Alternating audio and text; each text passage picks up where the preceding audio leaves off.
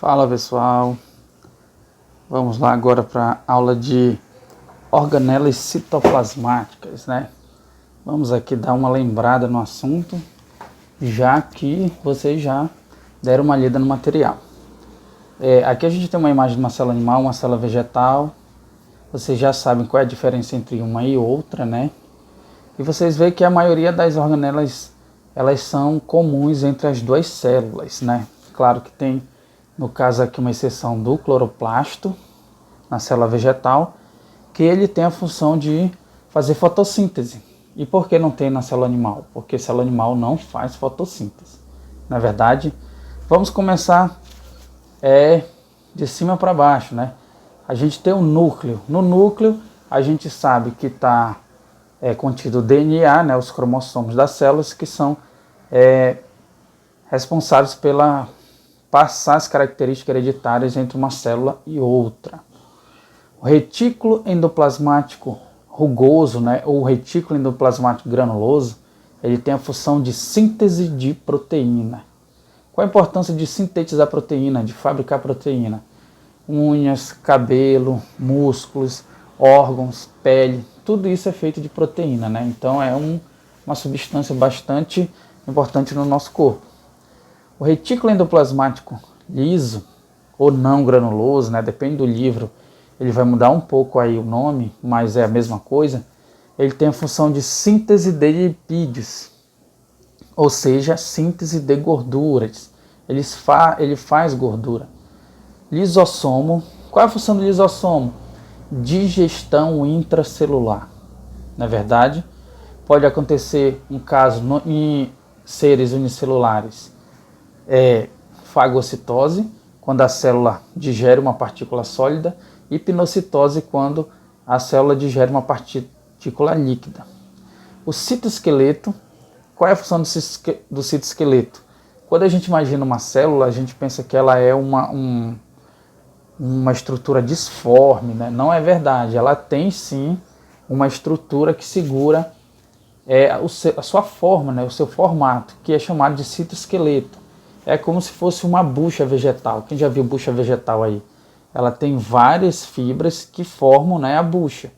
Então, tem esse citoesqueleto e ele dá forma à célula, certo? Mitocôndria. O que vocês têm que saber quando se fala mitocôndria? É o centro de produção de energia da célula, ou seja, ATP, adenosina trifosfato.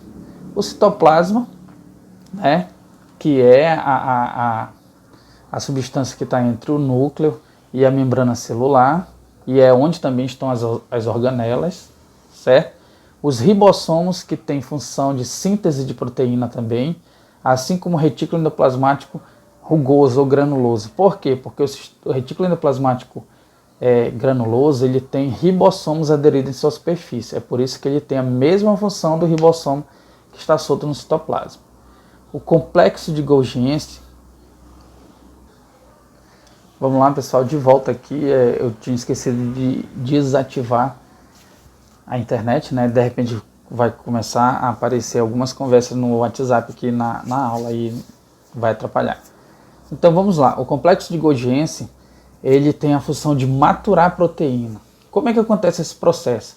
As proteínas que são fabricadas no retículo endoplasmático granuloso, elas ainda não estão prontas, digamos assim.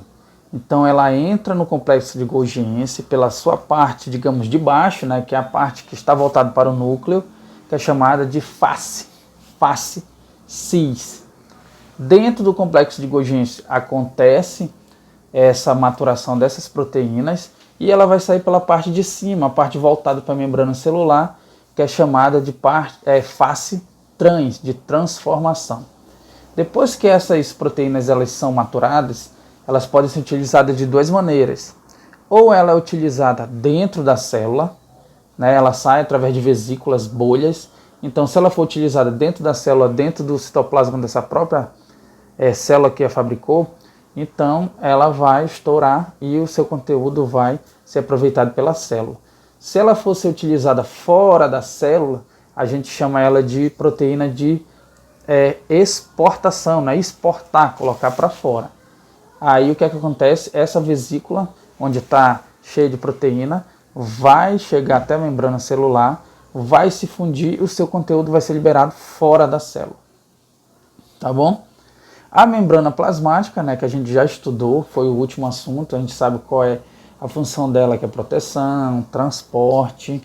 Aí no caso aqui da célula vegetal, ela tem parede celular, na verdade, bastante resistente e bem mais forte que a membrana, né? É por isso que a madeira ela tem uma resistência muito maior do que os nossos músculos, a nossa pele, os nossos órgãos, por exemplo. E aqui nessa lista está faltando uma organela chamada de peroxissomo, que ela tem a função de desintoxicação celular. Na verdade, o que acontece? Alguns processos que acontecem na nossa célula, ele acaba produzindo água oxigenada, 2H2O2. A gente sabe que a fórmula da água, né, a água normal como a gente conhece, é H2O. Nesse caso, água oxigenada porque ela tem um oxigênio a mais. Então ela transforma essa água oxigenada em água e oxigênio, que são duas substâncias que não são tóxicas. Tá? Ela também participa do processamento do álcool, por exemplo. Tá? Lá no fígado tem bastante peroxomos, certo? E acredito que seja esses os principais, né? Tem o cloroplasto aqui, nem sempre ele vai receber esse nome, tá? Ele recebe esse nome por causa da sua coloração, mas ele está num grupo chamado de plasto. Aí tem xantoplasto, cromoplasto e daí por diante, que é sempre encontrado em seres autótrofos, tá? Que produzem seu próprio alimento, que não é o caso do animal, que é um ser heterótrofo, que não consegue produzir seu próprio alimento, tá bom? Até mais, bom estudo, tchau!